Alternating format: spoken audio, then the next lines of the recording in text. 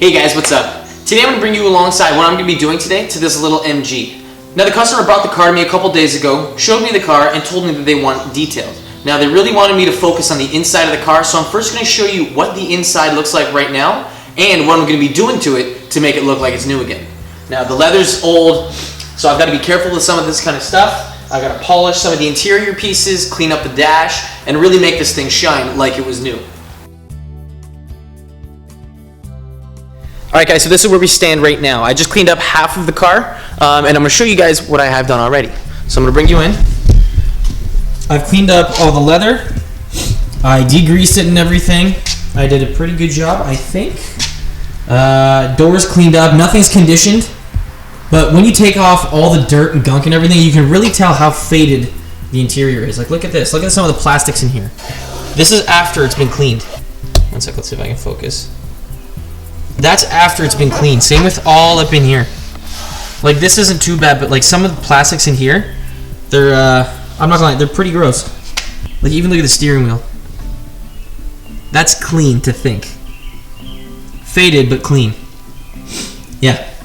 So if I'm going to start off and cleaning out the interior of my car, what I'm first going to do is I'm going to take out the floor mats and vacuum everything. So vacuum the floor mats that I took out, along with the entire ground and everything left in the car. Now if there's some places that you can't really get with the vacuum, what you can do is you can get compressed air, put a nozzle on the end of it, and then blow some of the crap out that's, say, underneath the seat, so you can get access to it with the vacuum. Now that also works if, say, you're working out with like little crevices and stuff like that in between the seats and like the center console area. Stuff gets down there all the time, so that's a good idea how to get stuff out. Move your seat back all the way so you can pull out the floor mat from the interior of the car. Fold it together so any loose debris doesn't fall into the car.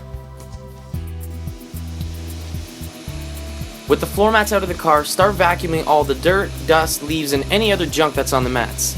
Take your time doing this because if you have to shampoo the floor mats later, this step makes the shampooing so much easier. Luckily, this car isn't driven that much, so the floor mats still look pretty new. They just have some leaves on them. Don't forget to vacuum the inside of the car where the floor mat once was. Even though you have the floor mat on top of the interior carpet, dirt will still find its way underneath there.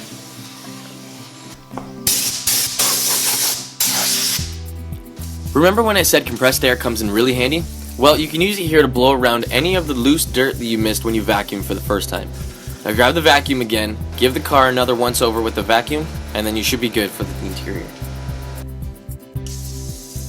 This steam cleaner that you see right here is probably one of the handiest tools you can have when detailing the interior of a car. You can use it for nearly every surface from windows to leather to metal. I'm using it right here to loosen up and agitate the gunked up dirt in the door jambs. I don't think the owner spent too much attention on here, so this is where I come in. The way you use a steam cleaner is just as a pre and post spray, I guess. You could use it whenever the surface is ready for your degreaser or cleaner, and then spray the degreaser off the car with the steamer. As you can tell, I'm using the cleaning solution and a soft paintbrush to get in everywhere and get rid of all the dirt. The cleaner that I'm using is from a professional line of products from Meguiar's. This one here is the Super Degreaser diluted 4 parts to 1. It does a fantastic job at cleaning up thick dirt. After I think everything is nice and clean, I'll grab the steam cleaner and rinse everything off.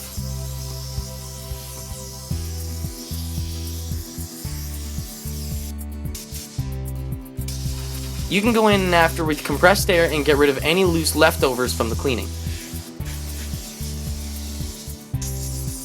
If you want to get the leather feeling soft and supple like the cow that made your leather was skinned 2 days ago, then you'll need to clean the pores of the leather and then fill them in with leather conditioner. The steamer is going to open the pores and allow you to get the degreaser in all of its pores. The brush is there to agitate everything to make the cleaner more effective, but the degreaser should do all the work. Now I like working in small sections. Grab your steam cleaner and steam the area you're working on. Grab a terry cloth and wipe off any excess runoff water. Then grab your cleaner and spray it on your section along with in your brush. Start agitating it until the leather starts to froth up. At this point, the leather is being cleaned. You can tell right there from all the froth and everything that it's doing a good job. After you think you've done a good job, grab that terry cloth again and wipe off as much froth as possible. Don't worry if you're not able to get everything because you still have a steamer that can get in all the places that you can't get. Grab the steamer and push the excess froth into one area and wipe it off with the terry towel. Do this for the rest of the seat and you're done with the cleaning stage. I'm using the McGuire Super Degreaser again, except this solution is diluted 10 parts to 1. You don't need anything too strong, as the worst that's going to come to is going to be body oils and a little bit of dirt stuck on the seats. You don't need anything too crazy and too strong. The next step is making the leather soft again. I like using Lexol leather conditioner. Now that's just my personal preference, but you can use any kind of leather conditioner that you like. Apply some of the product to an applicator pad and then gently massage it into the leather. If you can, try and do this when the leather is warm so it will sink into the pores nicely and give you that much better of a final result. Go over the entire seat with the conditioner and then let it cure. Now I like leaving the conditioner there for a couple minutes, let it soak in, and then wipe off the excess. Grab a terry cloth and wipe the entire seat down until it appears to be a healthy, rich leather. Now it should be dark in color, have a nice sheen to it, but not a shine. It should be close to a satin paint job kind of look. Continue this entire process for the rest of the leathers in the car, however be careful with the steering wheel and the shift knob, because if they're very slippery when you're done, it can be very dangerous to drive with when it's like that. You can easily lose control of your car, and that's the last thing that you'd want after you've spent hours cleaning it. Now that all the leather's conditioned, what we're going to do now is we're going to grab our Lexol vinyl protector, and we're going to put this on all the plastics and everything, like the dash, the doors, and even the soft top convertible. We're going to apply this on there and make it nice and protected. So just apply some to a cloth or an applicator pad, and then get this stuff and rub it over everything. Now after it's on there, what you can do is you can let it sit for a little bit, and then go back and buff it off. Just like car wax actually. And make sure that you get all those like stupid cracks and crevices, and make sure you get everything applied evenly.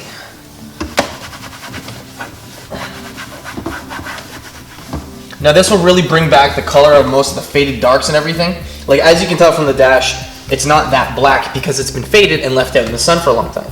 So when you get this stuff and put it on, it brings back some of that color and richness into the plastics.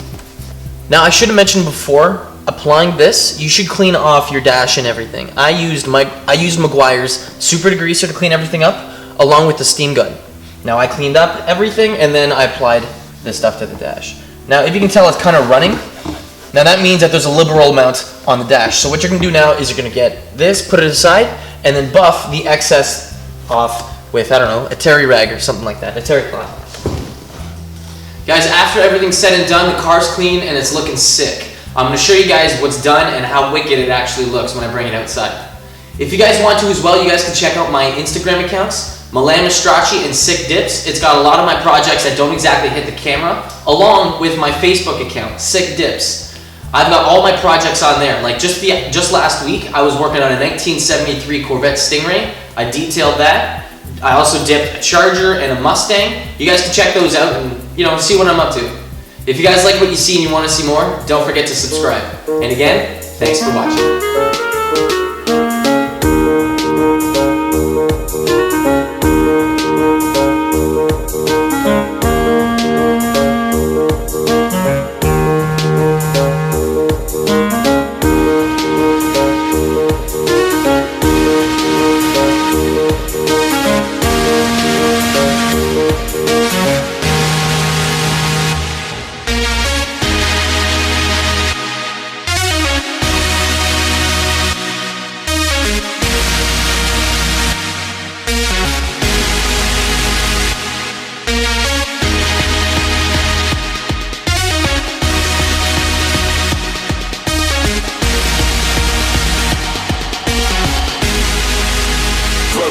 Let it roll!